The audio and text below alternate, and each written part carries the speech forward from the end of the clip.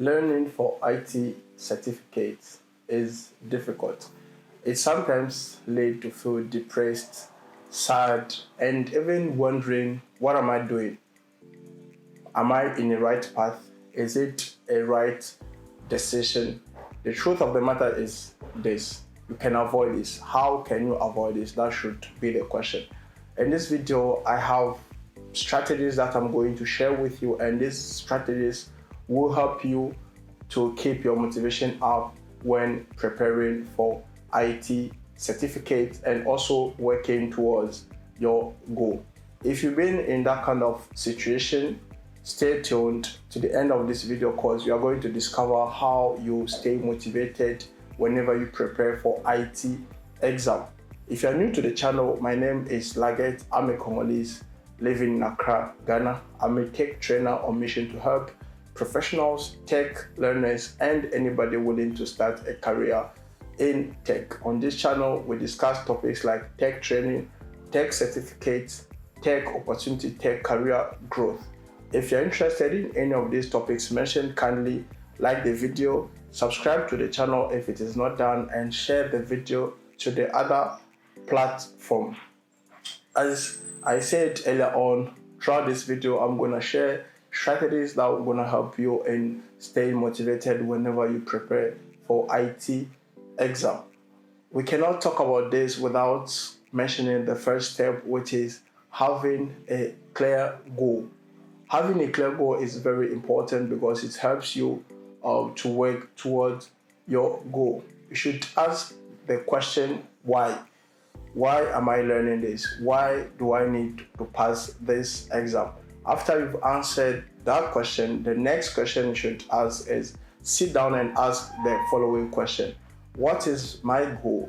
What is so essential about the goal, and why do I need to achieve the goal? And what you gotta do is grab a piece of paper and write your goal boldly and paste it somewhere you can frequently see. That will keep your motivation up, learning and pushing. For me, what keeps my motivation up is when I know I'm learning new things and I'm able to attract amazing career opportunities based on the skills I'm learning, and also be able to explore new area and of course make a living, a good living out of it. I don't know what is your motivation, what keeps you motivated. You can let me know in the comment section what keeps you motivated whenever you prepare for IT exam.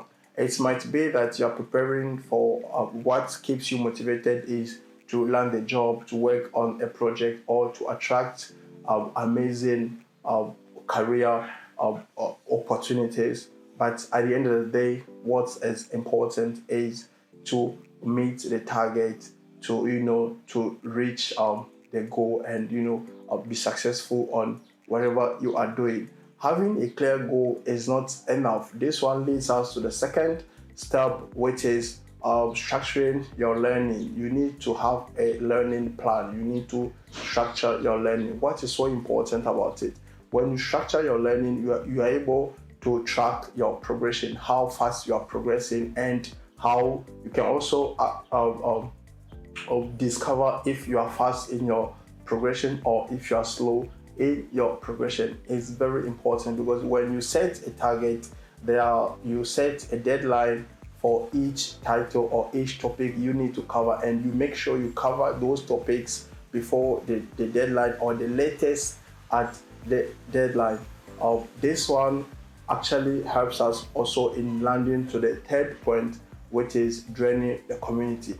Learning alone is good, but learning with others is very important. What is so important about it? Because it helps you in not making the same mistake that other people made. They will be able to guide you, and they will be able, to tell you things you have to do and things you shouldn't do. When it comes to draining the community, it's not just any community you have to drain. You make sure you drain the community that lines up with what you are learning and what you are trying to achieve. If you are learning for the AWS cloud practitioner, you are not going to drain a CCNA community. Of course, you will drain the cloud practitioner community, which at the end of the day is going to help you in achieving your goal. Very, very necessary, to keep in mind. And as we all know, tech is about having the technical skills. Okay, and how can you acquire the technical skills? This one will help us to land on the step 4, which is working on the project. Working on the project is very important because this one helps you in acquiring technical skills, of discovering new challenges, and also be able to overcome those challenges. In addition to this, it also helps you in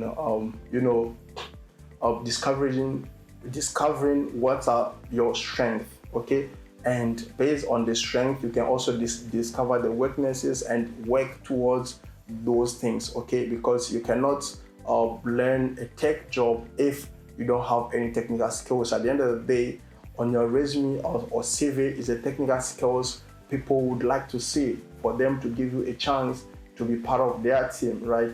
So whatever you want to learn, okay, whichever career you plan in following, you make sure you have technical skills, and technical skills can only be acquired through project, having internship, or having a similar work that you've done previously. But I think working on projects will be very helpful, because the more projects you work on, the more challenges you face, and the better you become, because the more challenges you face, the better of yourself you will become. So it's very, very important to work on the project. So whenever you prepare for IT certificate, don't leave this option aside, because I know a lot of people don't really pay attention to this. They don't really consider it, but it's very, very important.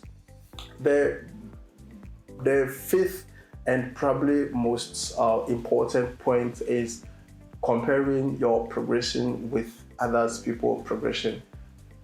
Please, you have to know that you cannot compare yourself with others. At some point, it helps in knowing how good you are progressing, if you are making a progress. But you should know that we have the fast learners and the slow learners. If you happen to be a slow learner and try to compare yourself with a fast learner, what will happen? What will happen is that you feel discouraged. You feel like you are not progressing because your performance will be very low compared to the fast learner. What you gotta do is compare yourself to whom you were yesterday to whom you are today. Has there been any improvement? Have you progressed? And if yes, how fast have you progressed? Okay, so those are the things you have to look at, but don't make the mistake to compare yourself with someone, because at the end of the day, believe me, it's not going to help you at all. It's not going to help, but you have to compare just yourself to yourself. You get what I'm saying? So compare whom you were yesterday, and what you could do yesterday and what you can do today. If there's been a difference, if there's been any progression, no matter how small it is, but then you are actually progressing. Okay, so and that one will give you the confidence that you are in a right path and you are working towards your goal. So in a way, guys, these are the 5 steps I wanted to share with you whenever you are preparing for IT exam.